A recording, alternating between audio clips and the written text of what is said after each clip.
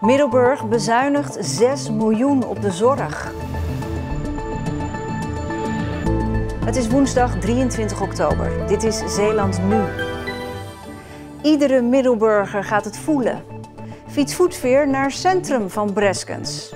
En weten hulpverleners wie je bent als je onwel wordt? Dag dames en heren. Middelburg bezuinigt zwaar op de zorg. De komende jaren gaan er in de gemeente miljoenen minder naar de zorg. En dat gaan inwoners merken.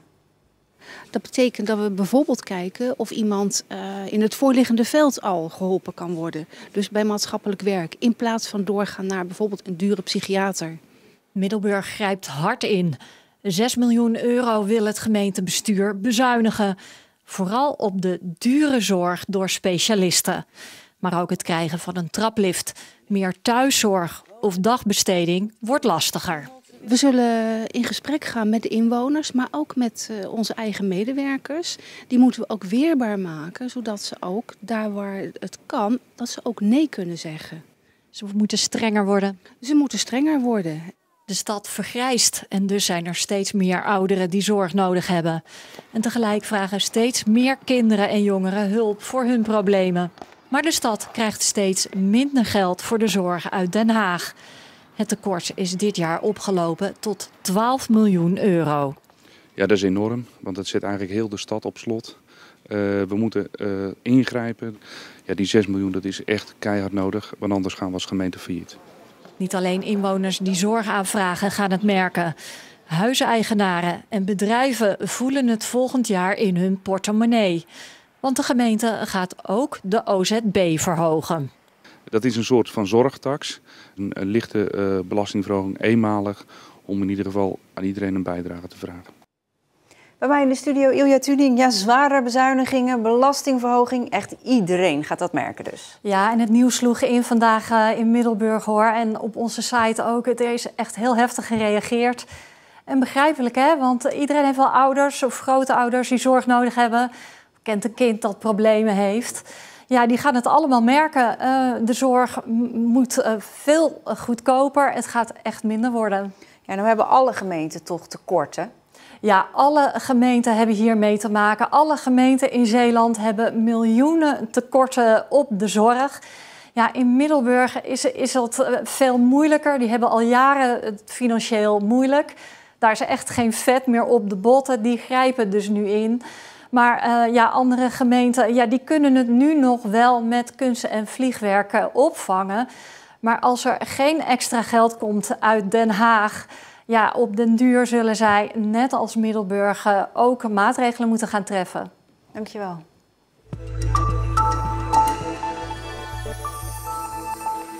Als het aan medewerkers van de Westerschelde-ferry ligt, meert de veerboot in de toekomst niet meer aan in de veerhaven, maar in de handelshaven van Breskens. Die ligt dicht bij het winkelgebied. Daarom is daar aanmeren aantrekkelijker voor toeristen. Dat kan een impuls geven aan de middenstand van Breskens. Ja, economisch gezien zeg ik van nou, zou helemaal top zijn. Voor de branche waarop ik zelf in zit, dan met onze winkeltjes. Maar of het realiseerbaar is, nou, daar zet ik wel hele grote vraagtekens bij. Want Lohman denkt niet dat dit plan in de vernieuwing van het havengebied van Breskens past, waar nu hard aan gewerkt wordt. Als de visafslag hier komt, met het Visserijmuseum en de Vis-experience, dan kan je dat toch ook niet nog eens een keer de aankomst van de veerhaven in realiseren. En hij vreest ook dat er te weinig parkeerplaatsen zijn om het plan uit te kunnen voeren. Ja, Breskens zit qua parkeer nou vol. Ik denk dat het gewoon onmogelijk is. En als het mogelijk is, nou dan super. Dan zou ik zeggen gelijk aan begin.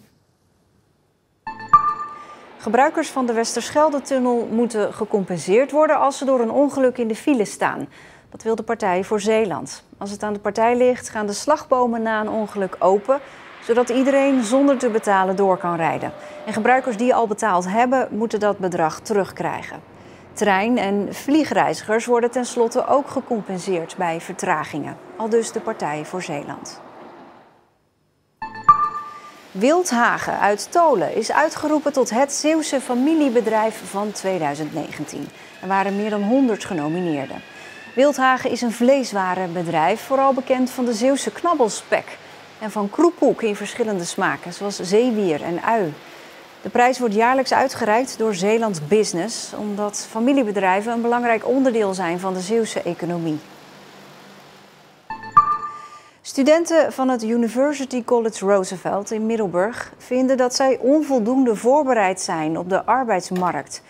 Dat blijkt uit de nationale studentenenquête. Ruim 90% zegt ontevreden te zijn over de begeleiding naar een leven na hun studie. En er zijn volgens de studenten ook weinig mogelijkheden om stage te lopen.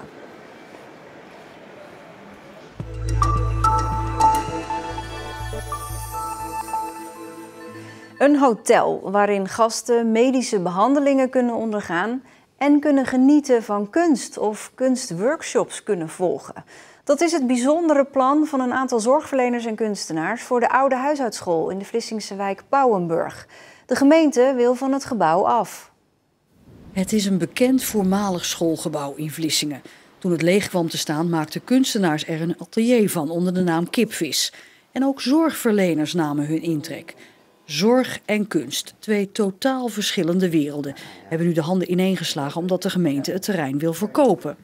Het idee is om van het gebouw samen een art care hotel te maken, een kunstzorghotel. Kun je je voorstellen dat als je hier naartoe komt, dat je een goede hotelkamer hebt, dat er workshops van kunstenaars zijn, dat er exposities zijn, dat er een zorgfunctie naast is. We zijn ook nog bezig om te kijken of we een huisarts en de apotheek hier naartoe kunnen krijgen. Dus dat totaalpakket lijkt me heel interessant. Mede ook gezien de fysieke ideeën rond dit gebouw, dat je dadelijk echt de stad binnenkomt, zoals een place to be. Denk ik dat ik zou als ondernemer, als ik het geld ervoor had, zou ik daar wel zien zitten, ja. Dan komt er een groot art care hotel. Het hotel, ja, daar komen dan kamers. En de mensen die daar komen, die kunnen dan ook zorg krijgen. Maar ze kunnen ook bij de kunstenaars iets gaan doen met kunst. Een bijzonder concept? Een heel bijzonder concept. Dat is uniek, denk ik, in Nederland. Dat er mensen samenkomen uit zulke verschillende richtingen en toch iets heel moois neer willen zetten. Er ligt een ruwe schets en er is een geïnteresseerde projectontwikkelaar, maar er staat nog niks vast. Ook niet hoe hoog het hotel moet worden dat in de glazen kolom zou moeten komen. Het is belangrijk dat ook de architect serieus genomen wordt in zo'n plan. Dat hij een visie kan neerzetten die ook een prachtig beeld oplevert. Daar weten we als kunstenaars natuurlijk van alles van af. Voor de rest is het heel transparant. Het is natuurlijk wat voor materiaal ga je gebruiken. Je hebt tegenwoordig zoveel materialen die in de omgeving heel goed van pas komen. Als ik eerlijk ben, dan komt het in feite doordat wij ook zelf tegen de muur aan worden gedwongen. Wij moeten gewoon weg. En wij moeten onszelf ook natuurlijk gaan verdiepen in, ja, hoe doen we dit? Kijk, een schouder of een knie behandelen, dat is niet zo'n probleem voor ons. Maar dit, ja, zo'n project, dus ja, we hebben veel wijze mensen nodig om ons heen.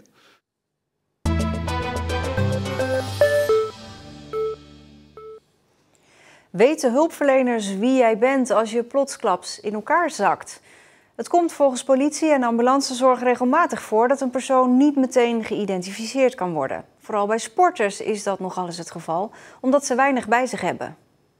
2 keer in de week trek ik mijn hardloopschoenen aan voor een rondje. En dan neem ik het liefst zo min mogelijk mee. Een telefoon en een huissleutel, dat is het. Maar stel nou dat ik onverhoopt mocht neervallen. Wat dan? Hallo. Hallo. Stel, ik lig hier ergens op de grond. Wat dan? Wat gaan jullie doen? Wij gaan gewoon die patiënt in eerste instantie echt behandelen volgens een vast protocol.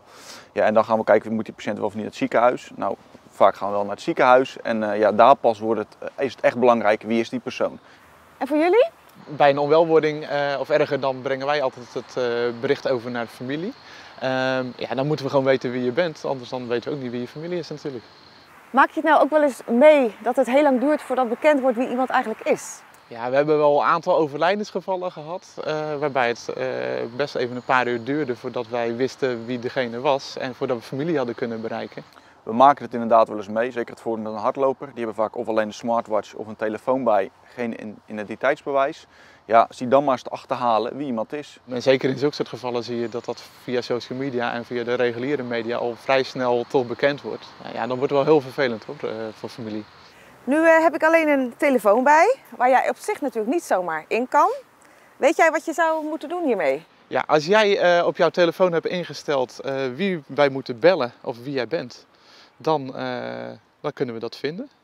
En eens even kijken. Ja, jij hebt dat netjes gedaan. Dus wij kunnen pap en mam en nog een paar andere mensen kunnen wij prima bereiken. En wat voor tips heb jij? Nou, volgens mij zie ik hier niet je ID-kaartje achterop. Dat zou je als eerste tip al kunnen doen. En wat je goed doet is natuurlijk je noodnummers in je telefoon. Dan kun je altijd iemand bereiken. En voor misschien oudere mensen of mensen die medicijnen gebruiken, neem je medicijnlijstje mee.